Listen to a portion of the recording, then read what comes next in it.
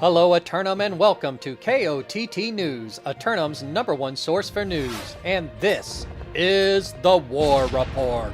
Dynamic change in the history of Eternum last night as the Covenant hero worshippers of the Outcast claimed the keep in the rain-drenched mountain region of Mourningdale.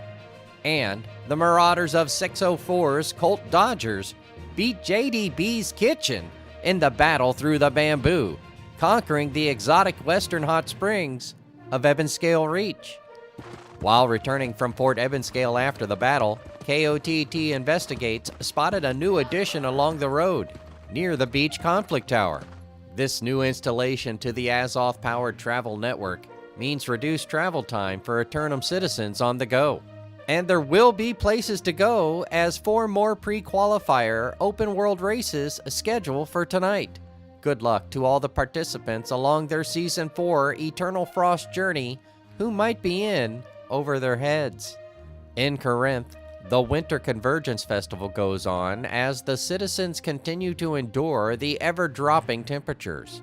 While investigating the cause of the extreme temperatures, KOTT stumbled upon an ambush and had to quickly utilize their basic defensive training. The conflict was joined by some nearby members of the citizenry, however, and we made quick work of the would-be Frost King of the island. More on that story as it develops.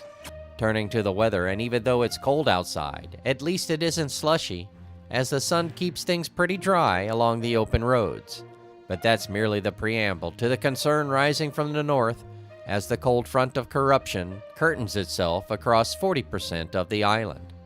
3 roster submissions for Simulated Fantasy Combat Resolution tonight, brought to you by LARPco.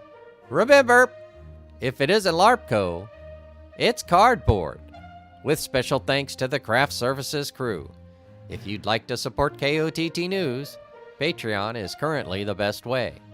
Tonight, the Marauders of Pharmamentalists attack the Syndicate members of Fresh Bench for control of the bear-infested deep forest of Brightwood. Pharmamentalists, regrouping quickly after last night's defeat in the mountains, head into the woods past the hibernating bears and set up a camp out by the fort. Fresh Bench, enjoying the abundant lumber sources for heating as the temperatures continue to drop, will throw some extra logs on the bonfire and shoot for an outer hold.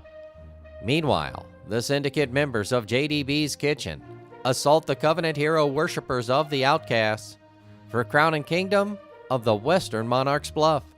JDB's Kitchen, seeking to have a true offensive effort against an undivided group of outcasts, have their desires come to fruition tonight as they strive to return the monarchy to Syndicate rule.